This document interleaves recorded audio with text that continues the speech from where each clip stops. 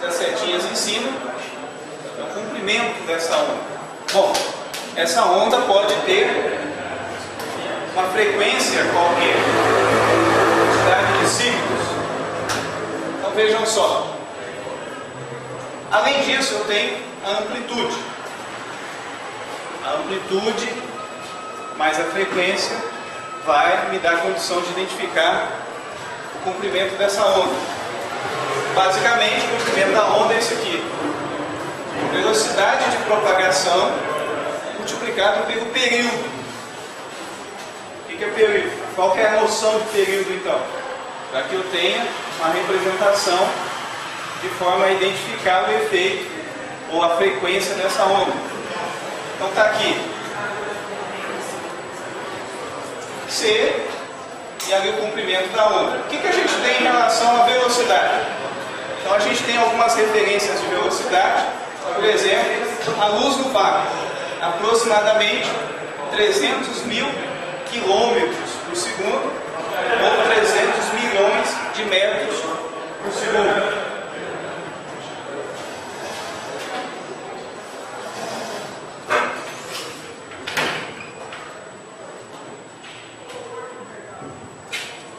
A velocidade do som no ar é 343 metros por segundo, considerando que você esteja a 20 graus Celsius. 20 graus Celsius. Para caracterizar a onda, portanto, é necessário conhecer as duas quantidades, tanto a velocidade que essa onda propaga e o comprimento dela. Bom, pode acontecer então de você ter aí a frequência e a velocidade. Você vai conseguir, a partir da frequência, identificar esse período e você vai conseguir identificar o tamanho da onda. Então, a velocidade, o comprimento da onda dividido pelo período. Professor, oi? Pode acontecer de você ter no primeiro grau do período ter uma amplitude maior do que os outros? Não, a gente considera que você vai ter uma amplitude equivalente, acima do eixo ou abaixo do eixo. Mas na prática acontece? Não, o que você tem como produção, você poderia ter alguma circunstância de degradação da onda, de não ter essa mesma amplitude com determinada fração de tempo. Aí o que você poderia geralmente identificar ou classificar é como um ruído. Você poderia, porque você, digamos assim, se você consegue variar essa frequência, porque tem alguma interferência. Então, em um dado momento, você pode ter uma interferência onde o sinal de uma única frequência não serve para a comunicação. Uma única frequência para a comunicação não é usual. É possível emitir algum tipo de comunicação usando uma frequência só? É possível se comunicar, mas você vai ter que ter um protocolo específico. O que você poderia ter, por exemplo, aqui tem, a faceta tem aquela, o sinal aí de intervalo. Embora tenha uma progressão, uma variação de frequência, ele pode ser um indicativo, mas você já tem uma codificação. Olha, tocou o sinal, nessa hora, então significa que eu saio. Tocou o sinal, outra hora significa que eu entro. Não é possível. Agora, nas comunicações de dados, isso não tem propósito, não tem condição de você implementar. A grande dificuldade está no aproveitamento efetivo desse meio com uma frequência só. Então a gente precisa utilizar aí múltiplas frequências. E o que a gente pode mudar? Mudar a frequência é possível. É possível mudar a amplitude? Também é possível, potencializando mais ou menos. É possível mudar a ondulação, a fase? É possível. Então essas modificações, essas três modificações, essas três propriedades sendo modificadas, vão enriquecer as possibilidades de codificação desse sinal, para que você consiga transmitir a informação a partir dele. Além disso, você vai combinar frequências, você vai associar a uma frequência outras frequências, tornando um sinal composto. Então vejam bem, de acordo com Fourier, francês, Jean-Baptiste Fourier, existe uma forma, você pode, a partir de uma combinação de senoides simples, você pode trabalhar essas frequências, essas amplitudes e essas fases, de forma a aproveitar esse sinal com mais eficiência. Então aí vem o conceito da frequência fundamental. A frequência fundamental é a menor frequência. Então essa frequência, a partir de suas variações harmônicas, vai permitir que você tenha um sinal composto. Eu não lembro se eu disponibilizei no EAD, mas eu ia colocar um artigo para vocês, uma pesquisa que foi feita numa universidade, para descobrir qual que é a frequência fundamental do coro de crianças até X anos de vida.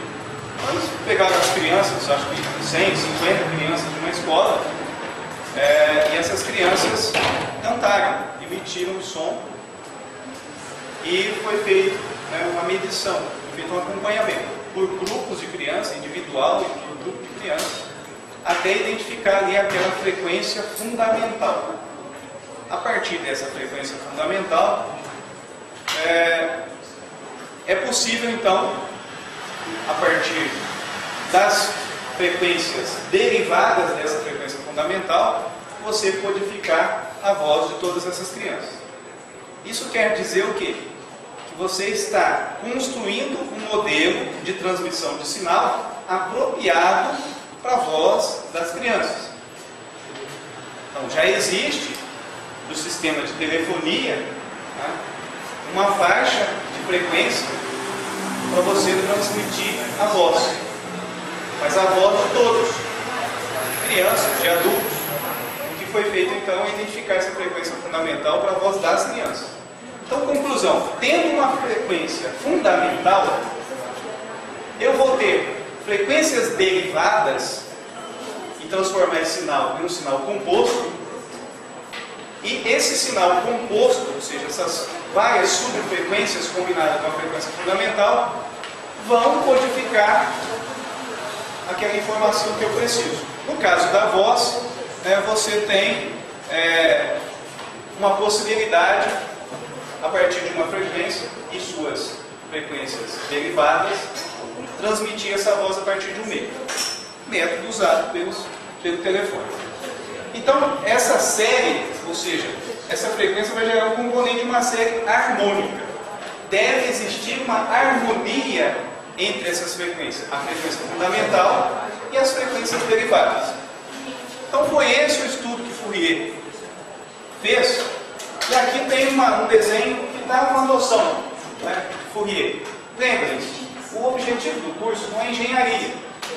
A gente precisa entender que isso existe, entender que isso funciona, mas não necessariamente manipular ou desenvolver dispositivos, fórmulas matemáticas para lidar. Então não fiquem assustados a princípio. Vai cair a análise de Fourier na prova, a derivada de Fourier, e enfim, você vai ter aí uma série de conceitos matemáticos, físicos. Não é a ideia. Mas vejam só, esta aqui é a minha frequência de maior amplitude. Se observarmos aqui, essa senoide começa no ponto zero e nesse ponto ela completa 360 graus. Então eu tenho um ciclo da senoide nesse tempo. Bom, utilizando os seus harmônicos, então as frequências, terceiro harmônico, quinto harmônico, sétimo harmônico, nono harmônico e assim por diante, segundo o estudo de Fourier, até o infinito, você vai conseguir um sinal composto, porque você tem, na verdade, diversas frequências. Vamos observar uma questão interessante. Quando eu completo um ciclo, se eu observar essa frequência do terceiro harmônico, que está representada pela linha verde, eu tenho 1, 2, 3. Ok? Então esse é o terceiro harmônico dessa frequência. O quinto harmônico, bom, começa aqui. Então eu tenho 1, 2, 3, 4, 5. Eu poderia ter o sétimo harmônico? Poderia. Então até chegar aqui, eu teria que ter 7 períodos completos. 9º período e assim por diante. Ora, mas por que utilizou-se os ímpares? Principalmente com a questão de distinção. Para você construir um modelo que a diferenciação vai ser mais fácil. Então, qualquer forma de onda complexa pode ser construída por superposição de senoides puras, harmônicas particulares da onda fundamental. Vejam, estas ondas são derivações dessa onda, porque no mesmo, quando você completa o ciclo da onda fundamental, você pode completar derivações de ciclo das outras ondas. E assim você constrói um sinal composto. Bom, essa definição de Fourier, esse estudo, permitiu o seguinte: sinal composto periódico. Quando falamos então em período, por isso que a gente estava estudando lá atrás o que é período, né, o que é um sinal periódico e o que é aperiódico. Nós estamos falando de senoides, estamos falando então de analógico. Né? Bom, considerando então a combinação destas ondas, então você tem aqui a representação, tá, de senoides com as suas ondas derivadas. Vejam só, se você estiver falando de uma série, né, uma série que trabalha com período, que é periódica, você tem frequências discretas. O sinal composto, né, se não for periódico, a decomposição vai fornecer uma resultado, uma combinação de senoides contínuas. Isso é óbvio. Então, se você tem, né, uma onda senoide, uma senoidal, as derivações, a combinação dessas senoides vai produzir um resultado contínuo. Se a gente observar essas ondas, é o resultante de todas aquelas ondas com a fundamental e as ondas derivadas. Então aqui vai esclarecer o que a gente viu antes. Vejam só, eu dei uma frequência fundamental, ok? Essa frequência fundamental, eu estou utilizando aqui no intervalo de 1,5, é o comprimento aqui dessa onda, 1,5. Aqui eu tenho o terceiro harmônico dela, que é essa onda, agora produzindo frequência, né, produzindo 3 ciclos, terceiro harmônico. Agora, se você observar o tamanho dessa onda, você já tem 0,25, você tem o quinto harmônico, e aqui você tem o sétimo harmônico e assim por diante. São pequenas ondas que se encontram nos eixos da onda fundamental, a cada sequência de harmonia.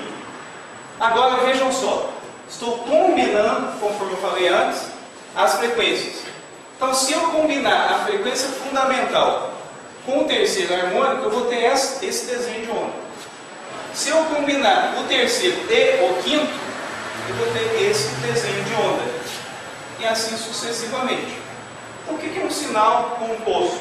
Um sinal composto é quando você tem uma onda fundamental uma frequência fundamental e as suas derivações. Essa é a base da comunicação em termos de equipamento, em termos de uso comercial. Então, a representação aqui do domínio de frequência, a frequência fundamental, terceiro, quinto, sétimo, nono e assim por diante, de acordo com o Fourier até o fim. Então, esse é o espectro. Esse aqui é por cima de terceiro harmônico. Né? Bom,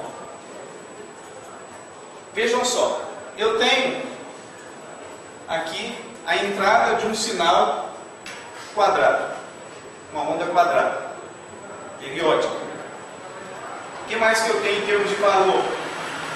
Discreto. Ok? Valor discreto.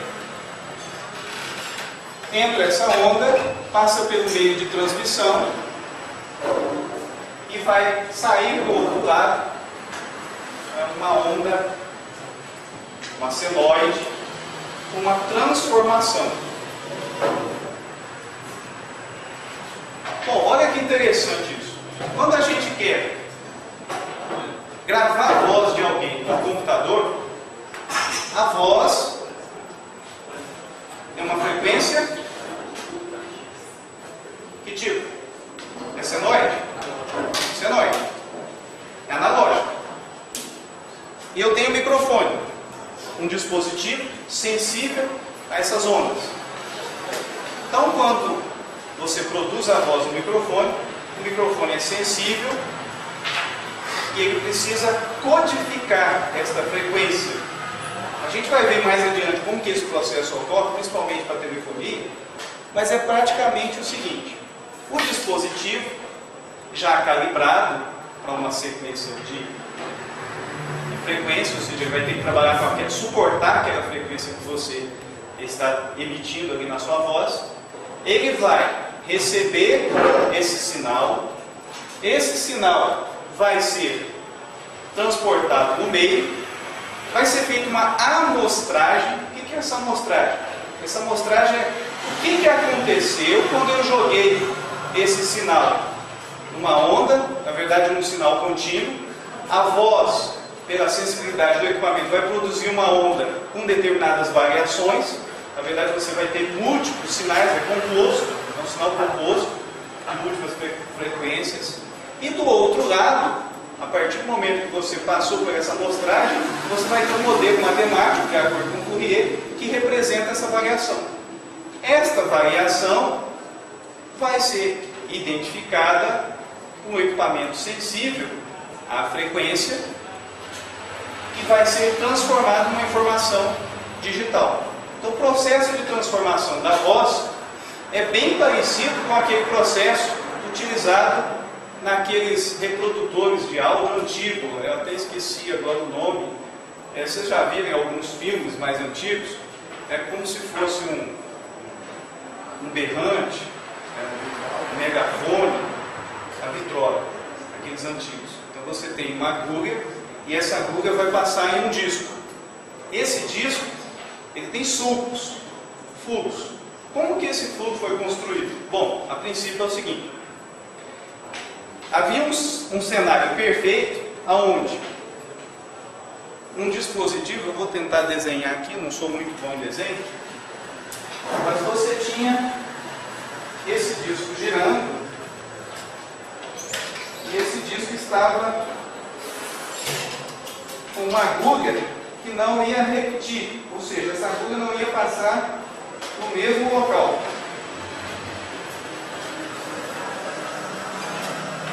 Então, de uma forma bem grosseira, você tem lá o disco e você tem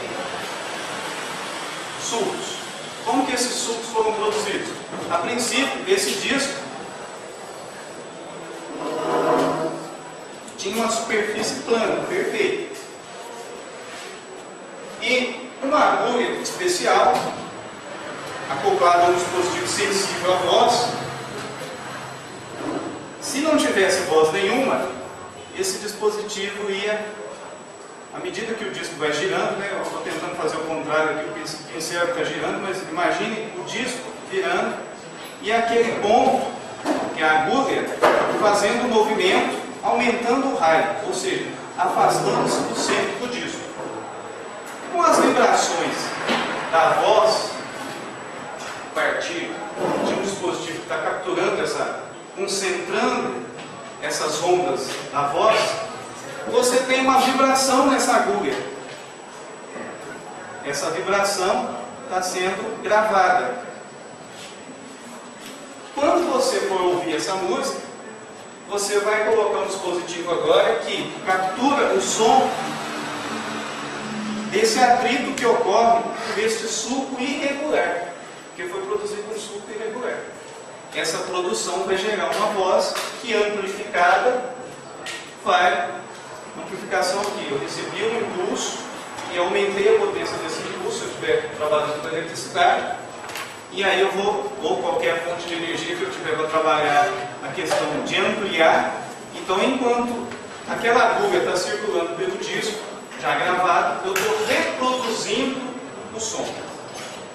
Se a gente observar, esse sulco que foi produzido nesse disco é mais ou menos o desenho de uma onda de comunicação.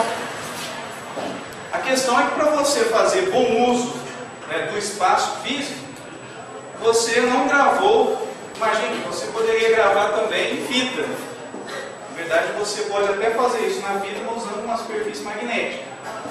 A fita nada mais é do que o quê? Esse som que foi produzido para ser gravado na fita, ele gerou, né, uma variação, e essa variação mudou a superfície magnética da fita. No caso do disco, foram sulcos mesmo. Esse sulco, ele é sensível ao som que você produziu.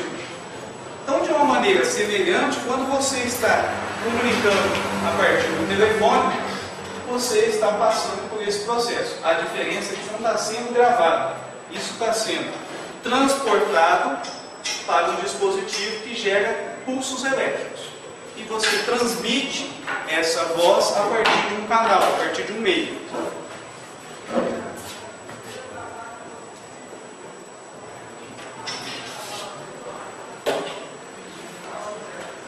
Aí existe uma questão que é a seguinte: a largura da banda é uma propriedade de um meio.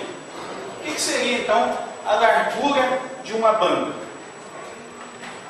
Eu preciso produzir uma frequência, ou seja, eu preciso utilizar aquele meio para transportar uma determinada frequência. Vamos agora fazer uma analogia com o líquido, com a água. O que eu vou utilizar como referência inicial? Imagine uma massa de concreto. Massa móvel de concreto. Todo mundo consegue idealizar, imaginar. Essa massa móvel de concreto, se você jogar um tijolo nela, vai produzir uma onda. Vai ser muito rápida essa onda? O que vocês acham? Não vai ser muito rápida, né? Ela vai, à medida que ela for, né, se afastando, ela vai, né, naturalmente, pela massa, a massa da massa, ou seja, pela dificuldade de vibrar essa massa, ela vai reduzindo. Ela pode também não ser uniforme. Considerando que você jogasse uma bola, uma esfera bem pesada, ela vai manter ali uma certa proporção e vai gerar essa onda. Se você estiver fazendo isso na água, essa onda vai ser propagada com maior eficiência, correto? Da mesma forma, você tem a propagação do sinal nos meios. O sinal elétrico, em uma superfície condutora, ele tem uma eficiência grande de transmissão, ele é rápido. Dependendo do meio que você utilizar, você pode ter até zero de propagação. Você não vai conseguir propagar, por exemplo, energia elétrica no plástico, ou você vai conseguir de uma forma insignificante para aproveitar essa energia. Então, da mesma forma, você tem essa referência aí na hora que você está gerando uma onda. Semelhante ao processo do disco também, porque aquela vibração do som que foi capturado provocou ali uma mudança na trajetória da agulha, e essa agulha marcou esse disco com sulcos, e o sulco possui a variação das frequências da voz que foi reproduzida. Então ele capturou essa voz e gerou sulcos variados. Bom, concordam que se eu quiser utilizar aquela mesma massa de concreto para transmitir uma informação muito rápida, eu vou ter uma limitação, porque a massa não vai dar condição da onda ser rápida o suficiente. Vai demorar muito, não vai ter eficiência, não vai atingir a distância que eu preciso. Então, dessa forma, a gente tem, de acordo com o meio que eu estou utilizando para transmitir, eu tenho uma limitação, tá, na frequência. Eu não vou conseguir frequências muito altas dependendo do meio que eu estiver utilizando. Além disso, existe uma outra questão associada agora à amplitude. Se eu tiver uma amplitude maior, vamos imaginar então agora que eu quero produzir nessa massa de concreto uma onda muito alta. Então, mesmo que eu utilize muita força, eu não vou conseguir essa onda muito alta e não vou conseguir atingir grandes distâncias. Então eu já tenho uma limitação natural com relação ao meio. Bom, além disso eu tenho outras questões. De acordo com a potência que eu uso para gerar essa onda, eu tenho ondas com uma amplitude bem baixa e eu tenho ondas com uma amplitude bem alta. Qual que é então, o que eu tenho como noção de largura de banda? É essa diferença entre a maior e a menor frequência que eu posso transportar. Distância entre a maior e a menor frequência. Em termos de números, vamos aqui para o próximo slide. Alguém já viu um equipamento desse? Hoje é fácil de ver um equipamento desse a partir de um software, por exemplo, né, que gera o espectro da voz. Dá para fazer alguma coisa parecida aí com um gravador do Windows. Quando você está gravando lá, vai aparecer o espectro da voz. Se você ficar em silêncio, você vai ver que não tem variação naquela linha central. À medida que você vai variando o som, se você grita, você vai ver que a amplitude se estende, aumentar essa amplitude.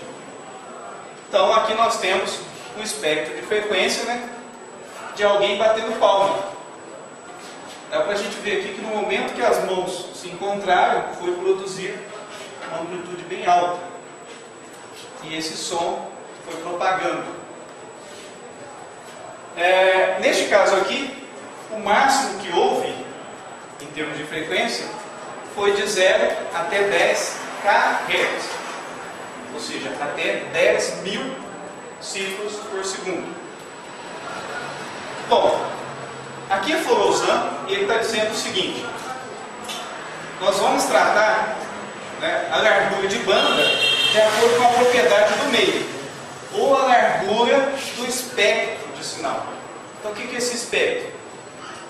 É a limitação que eu tenho dessas frequências. Eu tenho uma frequência inicial e eu tenho uma frequência final como limite. Então vejam só nesse desenho a largura de banda. Começa com 1000 e vai até 5000. Conclusão: eu tenho 5 menos 1, 4000. A largura da minha banda é essa. Veja que nesta faixa de frequência aqui, eu não tenho sinal. Eu vou considerar a partir de 1000 até 5000. Olha como é que isso funciona em termos de organização. Conforme eu falei, existem os órgãos que, a partir de padrões internacionais, a adoção desses padrões internacionais, determina as faixas de frequência para você utilizar de acordo com o objetivo. Tá? Então, se você está lidando com uma informação e essa informação não pode ser prejudicada, interferida, você vai reservar uma frequência para aquele serviço. Que é o caso da telefonia celular, é o caso que você tem, por exemplo, para equipamentos domésticos. Os equipamentos domésticos, eles têm uma limitação na frequência. Você pode usar, por exemplo, 900 MHz. É o caso dos telefones sem fio. E existem também telefones sem fio de 2.4, até menos, né? 88, 87, alguma coisa, até acho que 102, ok? MHz. Então aqui um exemplo, só para a gente exercitar um pouquinho. Qual é a largura da banda de um sinal periódico? Olha, periódico, tem período. Decomposto em 5 componentes senoidais. Ok? Com frequências de 100, 300, 500, 700 e 900 MHz. Então a menor frequência é 100, a maior frequência é 900. O que está perguntando aqui? Primeiro está dizendo para você desenhar o espectro. Então na hora que eu for desenhar o espectro eu tenho que já identificar a menor frequência e a maior frequência. Então a gente tem que observar aqui, ó, maior frequência, high frequência, lower frequência, e a largura da banda vai ser a maior menos a menor, 900 menos 100, 800 MHz. Quando eu for fazer o desenho, tem aí a representação. Então, essa barrinha que você coloca tem o nome de spike. A representação, então, do domínio de frequência de acordo com o valor da amplitude. Então está aqui. Frequência de 100 até 900 no espectro. O quê? É uma variável, volts? Volts. Mais um exemplo. Um sinal composto possui uma largura de banda de 20 Hz. 20 ciclos por segundo. Sabendo que a maior frequência vale 60. Então essa é a menor e a maior é 60. Então, na verdade ele tem um total de 20 Hz e a maior é 60. Então 60 menos 20, qual que é a menor? 40. Aqui, 60 menos 20, 40. Tranquilo isso aqui, né, gente? Mínimo e máximo. Frequência mínima, frequência máxima. Então está aí a representação. Aqui foi feito um detalhe, né? 40, 41, 42 até 60. Então são as representações de spike dentro do domínio de frequência, também chamado de largura de banda. Vocês devem estar pensando, por que a gente tem que saber largura de banda? Por que será essas questões? Já a gente chega lá, por exemplo, na internet que vocês utilizam, o famoso banda larga. Um sinal possui um espectro de frequência que vai de 1 a 2 kHz. Então a largura da banda é 1 kHz. 1 kHz, ou seja, correspondente a 1000. K, 1000. Um meio pode transmitir frequências compreendidas na faixa que vai de 3 a 4. É como se, na analogia que eu usei aqui, vamos imaginar que você tivesse que transmitir essa informação e você tivesse que escolher entre a massa de concreto ou a água. Essa analogia é bem boba. Tá? Bom, só que aí você está utilizando o seguinte. Esse sinal, né, que você tem uma largura de 1 kHz, ele vai ser transmitido entre 3 e 4 Hz? Não vai. Porque esse meio, tá, esse limite que eu tenho aqui, não vai suportar. Existem aí jeitos para você contornar essa situação. Você pode utilizar um equipamento que recebe naquela frequência e reproduz em outra frequência.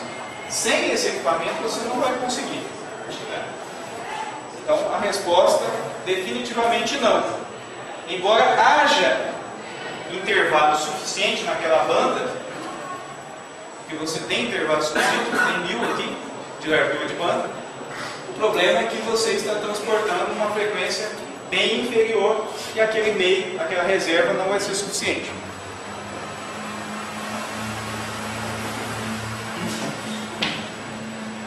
Um pouquinho de sinal digital, para vocês não desanimarem. Hoje eu trouxe um vídeo de novo.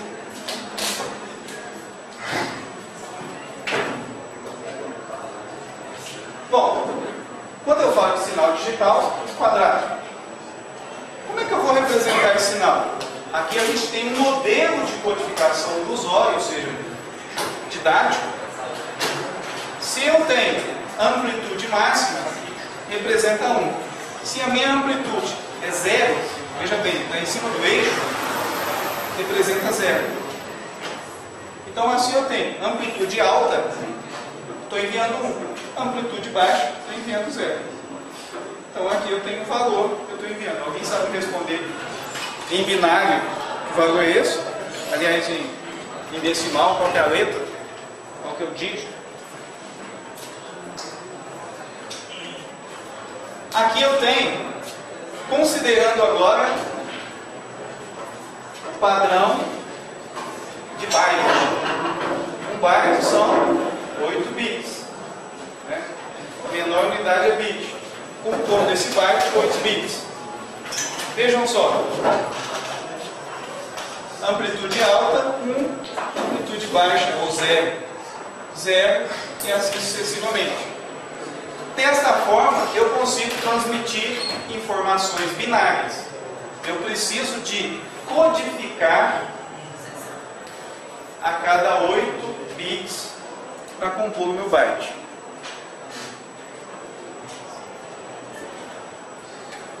Então aqui eu tenho o sinal digital. Veja bem que nesse caso eu mantive durante 1 segundo uma amplitude alta. Aqui eu tenho, no caso do analógico, semelhante, não houve variação. E agora eu tenho com a variação. Aqui vejam que a codificação já não é igual a que eu usei, que eu vi na página anterior. Se eu tiver amplitude alta, positiva, polo positivo, 1. Se for negativo, 0. Menos 1, desculpa. Se tiver menos 1, 0. Então, de acordo com a polaridade do sinal, eu codifico. Agora, essa codificação, gente, a gente vai estudar um pouco adiante, mas eu posso ter diversos momentos, ou diversas possibilidades de codificação. Eu posso codificar no momento que muda. Eu posso codificar, né, durante o tempo, a fração que permanece esse sinal naquele, né, permanece esse sinal que eu falo, é a energização, a onda, naquele intervalo de tempo. Um sinal digital é um sinal analógico composto de largura de banda infinita. Por que será? Um sinal digital ele tem uma característica importante. Ele começa, a menor frequência dele é 0. Então vejam só, se eu quiser transmitir uma informação digital, eu vou utilizar desde a frequência 0. Existe uma nomenclatura para isso. Por isso, quando você está utilizando banda larga, é digital. Se a banda larga é digital. Se você estiver fazendo uma conexão com linha telefônica analógica, não é digital. E você pode então transportar a informação com faixas de frequências diferentes. Essa é a diferença essencial. E aí tem uma tabela aqui para tratar a banda. O que eu preciso para transportar? Eu preciso de X bits ou de X bytes. Né? Vamos tratar BPS, vou falar em bits. Bits por segundo. Vejam só. 1000 bits por segundo. Se eu for utilizar só o primeiro harmônico, eu gasto 500 Hz. Se eu for utilizar o primeiro e o terceiro harmônico, 2 kHz. E assim sucessivamente. 1, 3, 5 e 7, eu consigo, né? Eu vou trabalhar com 8 kHz. E a tabelinha vai se estendendo. À medida que a gente vai vendo, então, uma evolução dos equipamentos de transmissão digital, eu vou tendo condições de transportar mais dados. O número de bits e a largura de banda são proporcionais entre si. Quanto mais bit, mais banda eu preciso. Então agora algumas analogias aí entre esses sinais digitais e analógico.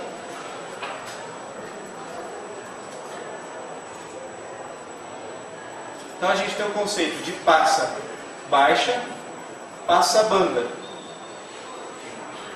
Vejam só, um canal passa baixa ou banda larga é aquele que eu tenho que começar com a frequência zero.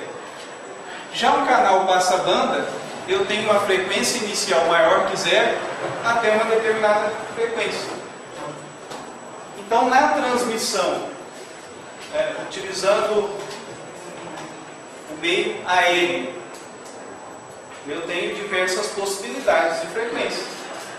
Posso gerar frequências desde frequência muito baixa até frequência muito alta. Os órgãos reguladores determinam que determinados serviços sejam utilizados até determinada frequência. Então vou contar uma historinha para vocês do que significa em termos de responsabilidade. Vamos associar agora a responsabilidade técnica.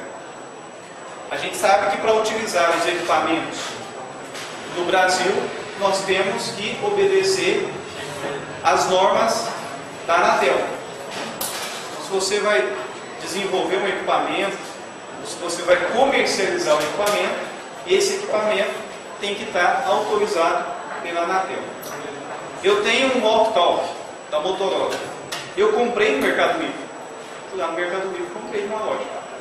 Aí passou um tempo, eu estava usando, eu falei, nunca vendi nada no Mercado Livre, vou colocar esse negócio para vender no Mercado Livre. Coloquei, ficou 1, 2, 3 semanas. Daqui a pouco, o Mercado Livre mandou um aviso, falou que eu tinha violado uma regra e que eu estava vendendo um equipamento que só quem tem homologação da Anatel pode vender. Caçaram a minha venda e está lá até hoje, não vendi. Perdi o gosto de vender, não vou vender mais. Quer dizer, para comercializar, você precisa de autorização.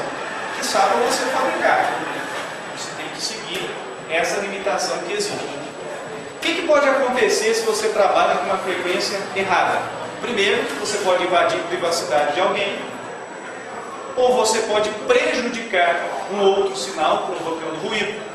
Então, eu sei da história de uma empresa na região que utilizava rádios comunicadores para comunicar lá o pessoal de diversos setores. E esses rádios foram adquiridos de uma pessoa, de um técnico, tem uma loja e que tem autorização para vender equipamentos. E tem autorização para vender equipamentos conforme a especificação da Anatel. Só que esse sujeito também resolveu vender alguns rádios vindos, provavelmente veio do Paraguai, a forma mais fácil de você conseguir um produto clandestino. Ele vendeu esse rádio numa boa e a empresa estava utilizando. Fulano fala com o outro, fulano fala com o outro. Beleza. Rádio comunicador interno.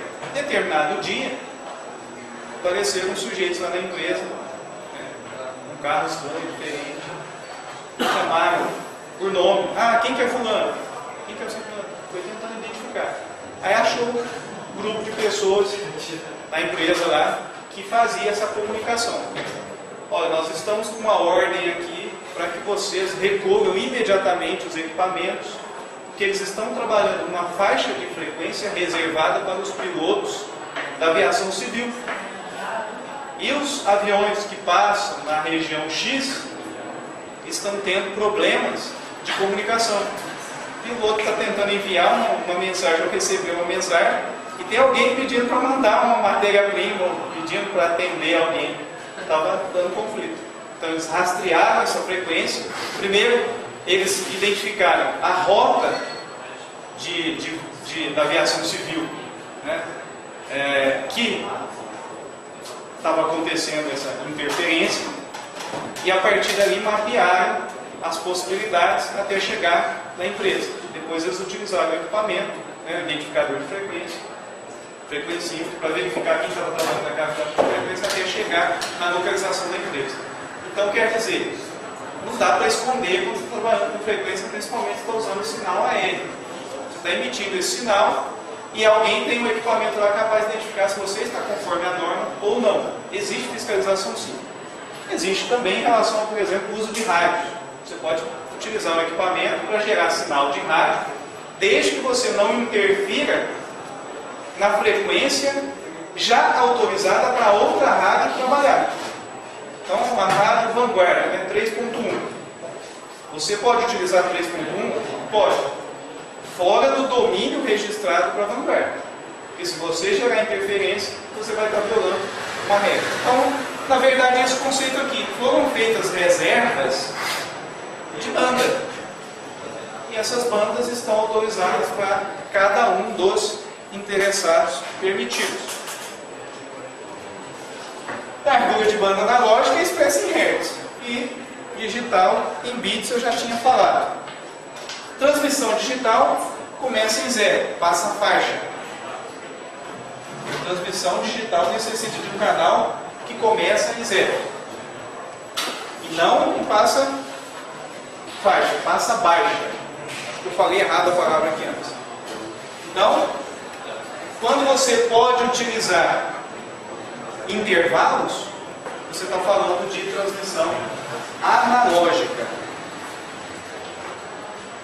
Todo mundo entendeu agora por que a internet digital é banda larga? Porque começa em 0 e vai até o limite que você tem, né, de frequência do meio que você está utilizando. Depois nós vamos ver outros aspectos mais adiante, que é como utilizar esse mesmo canal para enviar outras informações. Existe aí, só para vocês não ficarem tirando conclusões antes da hora, ou curiosos em relação a isso, que é o seguinte: no mundo analógico, eu consigo utilizar determinadas faixas de frequência. No mundo digital, eu tenho que começar na frequência 0. No mundo analógico, quando eu estou autorizando o uso de uma determinada frequência, existe um pedacinho de frequência que fica sem determinação de uso, para evitar o quê? Interferência.